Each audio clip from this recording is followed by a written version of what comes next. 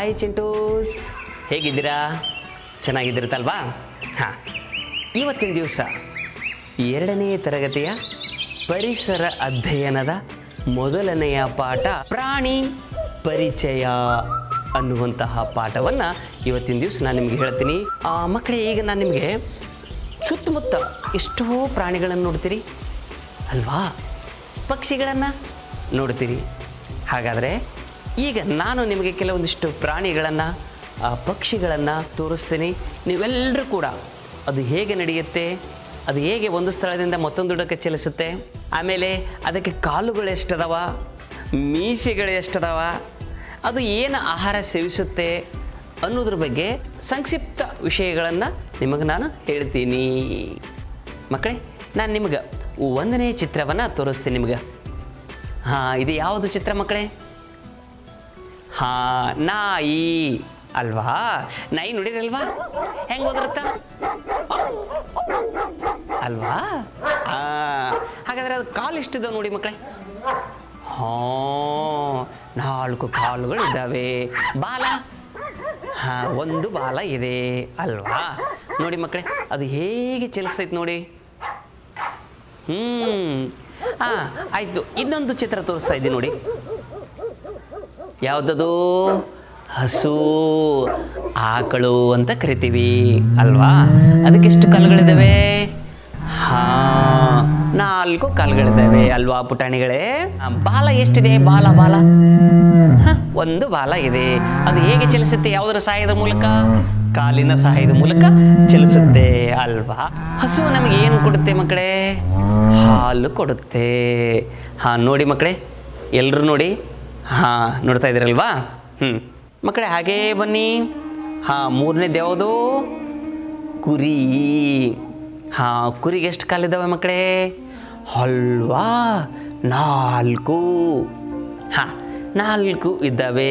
ಅದರ ಪಕ್ಕದಾಗ ಅದ್ರ ಪುಟಾಣಿ ಇದೆ. ಆಮೇಲೆ ಆಡು ನೋಡಿದ್ದೀರಲ್ವಾ ಮಕ್ಕಳೇ? ಆಡು ನೋಡಿ ಎಷ್ಟು ಚೆನ್ನಾಗಿ ಕಾಣಿಸ್ತಾ ಇದೆ. ಆಡಿಗೆ ಎಷ್ಟು ಕಾಲಿದ್ದಾವೆ? 4 ಕಾಲುಗಳಿದ್ದಾವೆ. ಆಡಿಗೆ 4 ಕಾಲುಗಳಿದ್ದಾವೆ. ಕೂಡು ಎಷ್ಟಿದ್ದಾವೆ? 2 ಕೂಡುಗಳಿದ್ದಾವೆ ಅಲ್ವಾ? ಅದು ಹೇಗೆ ನಡೆಯುತ್ತೆ? ಕಾಲುಗಳ ಸಹಾಯದ ಮೂಲಕ ನಡೆಯುತ್ತೆ ಅಲ್ವಾ ಮಕ್ಕಳೇ?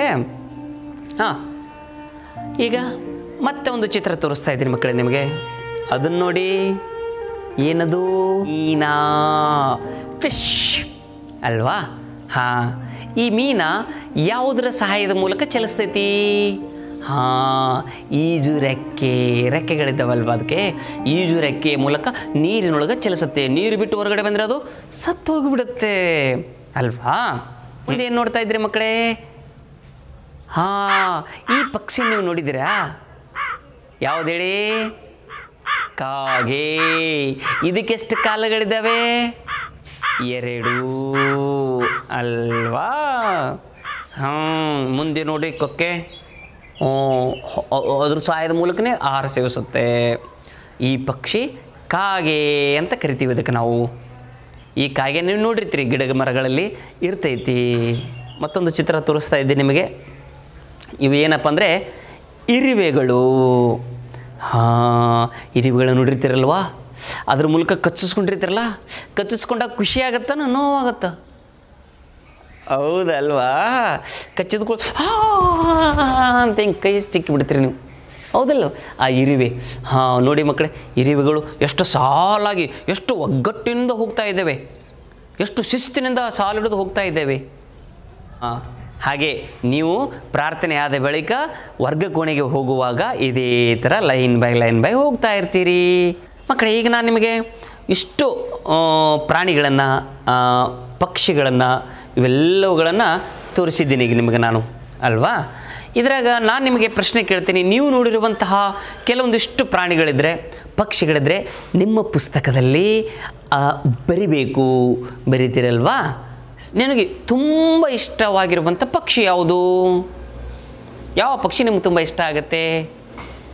ಗಿಳಿ, ನವಿಲು, ಕಾಗೆ, ಗುಬ್ಬಿ, ಕೋಗಿಲೆ,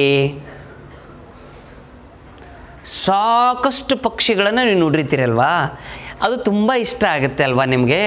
ಇಷ್ಟರಲ್ಲಿ ಯಾವುದು ನಿಮಗೆ ತುಂಬ ಇಷ್ಟ ಆಗುತ್ತೆ ಮತ್ತು ಯಾಕೆ ಅನ್ನುವುದನ್ನು ನೀವು ಹಾಳೆಯೊಳಗಡೆ ಬರೆದು ಇಡಿ. ನೀವು ಕೆಲವೊಂದಿಷ್ಟು ಹಕ್ಕಿಗಳನ್ನು ನೋಡಿರ್ತೀರಲ್ವಾ, ಅಂದರೆ ಪಕ್ಷಿಗಳನ್ನು, ಹಕ್ಕಿಗಳು ಅಥವಾ ಪಕ್ಷಿಗಳು.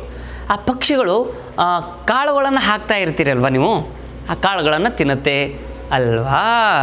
ನಿಮ್ಮ ಮನೆಯೊಳಗಡೆ ನೀರನ್ನು ಹೆಂಗೆ ಜ್ಯೋತಿ ಬೆಳೆಸಿರ್ತೀರಿ, ಗಿಡಗಳಿಗೆ ನೀರನ್ನು ಜ್ಯೋತಿ ಬೆಳೆಸಿರ್ತೀರಿ, ಒಂದು ಡಬ್ಬಿ ಒಳಗೆ ಕಟ್ಟಿಕೇಸಿ ನೀರನ್ನು ಜ್ಯೋತಿ ಬೆಳೆಸಿರ್ತೀರಿ. ಆ ಪಕ್ಷಿಗಳು ಬಂದು ಅದನ್ನು ನೀರನ್ನು ಕುಡಿತಾವೆ, ಕಾಳುಗಳನ್ನು ತಿಂದು ಹೋಗ್ತಾವೆ ಅಲ್ವಾ? ಯಾವ ಸಮಯದೊಳಗೆ ಜಾಸ್ತಿ ನೀರು ಕುಡಿಲಿಕ್ಕೆ ಬರ್ತಾವೆ, ಆಹಾರ ಸೇವಿಸಲಿಕ್ಕೆ ಬರ್ತಾವೆ ಹೇಳಿ ಮಕ್ಕಳೇ? ಬಿಸಿಲು ಜಾಸ್ತಿ ಆದಾಗ, ಬಾಯಾರಿಕೆ ಆದಾಗ ಅವು ಏನು ಮಾಡ್ತವೆ, ಬಂದು ನೀರನ್ನು ಕುಡಿದು ಹೊಟ್ಟೆ ಹಸಿದಂಥ ಸಂದರ್ಭ ಕಾಳುಗಳನ್ನು ತಿಂದು ಆ ಕಾಳುಗಳನ್ನು ತೆಗೆದುಕೊಂಡು ಹೋಗಿ ಗೂಡಿನಲ್ಲಿರುವಂಥ ತನ್ನ ಮಕ್ಕಳಿಗೂ ತಾನು ತಿನ್ನಿಸ್ತೈತಿ ಮತ್ತು ತಾನು ತಿಂತೈತಿ ಅಲ್ವಾ? ನಿಮ್ಗೆ ಕೆಲವೊಂದಿಷ್ಟು ಕೀಟಗಳನ್ನು ತೋರಿಸ್ತೀನಿ ನಿಮಗೆ.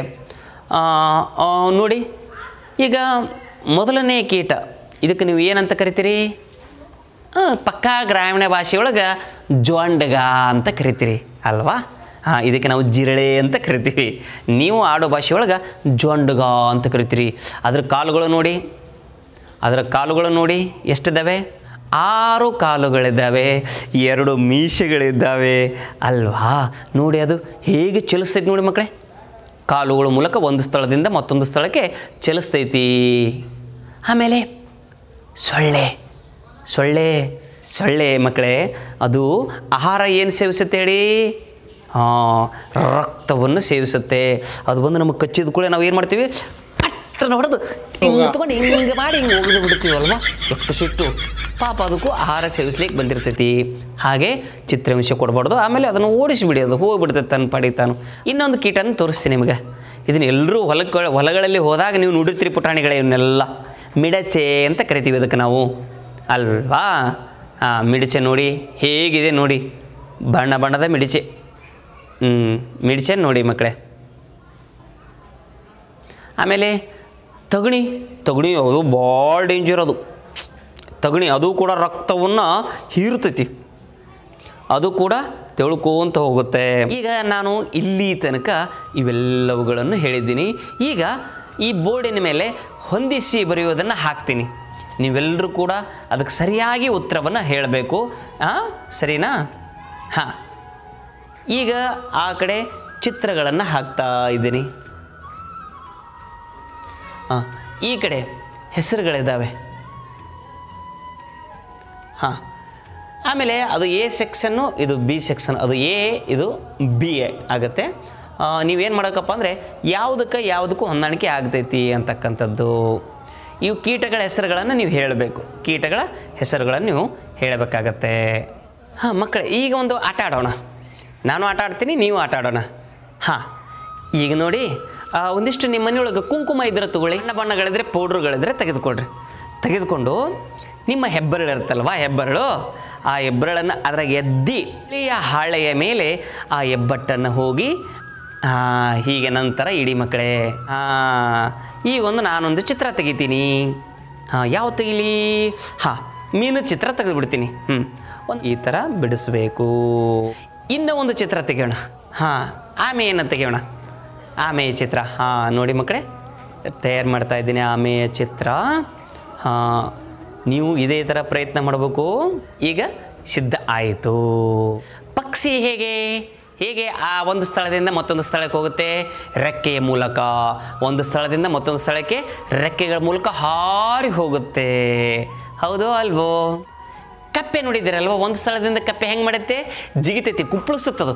ಕುಪ್ಪಳಿಸಿ ಹೋಗ್ತೈತಿ. ಜಿಂಕೆ ಏನು ಮಾಡುತ್ತೆ ಮಕ್ಕಳೇ? ಒಂದು ಕಡೆಯಿಂದ ಮತ್ತೊಂದು ಸ್ಥಳಕ್ಕೆ ನಡ್ಕೊಂಡು ಹೋಗ್ತೈತಿ. ಈಗ ನಾನು ನಿಮಗೆ ಮತ್ತೊಂದಿಷ್ಟು ಪ್ರಶ್ನೆಗಳನ್ನು ಕೇಳ್ತೀನಿ ಮಕ್ಕಳೇ. ಆ ಭಾಗದಲ್ಲಿ ಚಿತ್ರಗಳನ್ನು ಹಾಕ್ತಾ ಇದ್ದೀನಿ. ಈ ಭಾಗದೊಳಗೆ ಅವು ಯಾವುದರ ಮೂಲಕ ಚಲಿಸ್ತಾವೆ ಅನ್ನೋದನ್ನು ಹಾಕ್ತಾ ಇದ್ದೀನಿ. ನೀವು ಏನು ಮಾಡ್ಬೇಕಪ್ಪ ಅಂದರೆ ಇವಾಗ ಹೊಂದಿಸಿ ಬರಿಬೇಕು. ಬರಿತೀರಲ್ವ ಮಕ್ಕಳೇ? ಹಾಗಾದರೆ ಪೆನ್ನು, ನೋಟ್ಬುಕ್ಗಳನ್ನು ತೆಗೆದುಕೊಂಡು ಈಗಲೇ ಉತ್ತರವನ್ನು ಸಿದ್ಧ ಮಾಡಿಕೊಳ್ಳಿ ಮಕ್ಕಳೇ. ಇಲ್ಲಿ ತನಕ ನೀವೆಲ್ಲರೂ ಕೂಡ 2ನೆಯ ತರಗತಿಯ ಪರಿಸರ ಅಧ್ಯಯನದ ಮೊದಲನೆಯ ಭಾಗವನ್ನು ತಾವೆಲ್ಲರೂ ಕೂಡ ನೋಡಿದಿರಿ. 2ನೆಯ ಭಾಗವನ್ನು ನಾನು ನಂತರದಲ್ಲಿ ಹಾಕ್ತೀನಿ. ತಾವೆಲ್ಲರೂ ಕೂಡ ನಮ್ಮ ಕಲಾಸಿಂಚನ ಎಜುಕೇಷನ್ ಯೂಟ್ಯೂಬ್ ಚಾನಲ್ಗೆ ಯಾರು ಸಬ್ಸ್ಕ್ರೈಬ್ ಆಗಿಲ್ವೋ ತಾವೆಲ್ಲರೂ ಕೂಡ ಸಬ್ಸ್ಕ್ರೈಬ್ ಆಗಿ ನಾವು ಹಾಕುವಂಥ ಎಲ್ಲ ವಿಡಿಯೋಗಳು ತಕ್ಷಣ ನಿಮ್ಮ ಮೊಬೈಲ್ನಲ್ಲಿ ನೋಟಿಫಿಕೇಷನ್ನಲ್ಲಿ ಬರುತ್ತೆ ಅಂತ ಹೇಳ್ತಾ ಇದ್ದೀನಿ. ಎಲ್ಲ ಪುಟಾಣಿಗಳೇ ಬಾಯ್ ಬಾಯ್.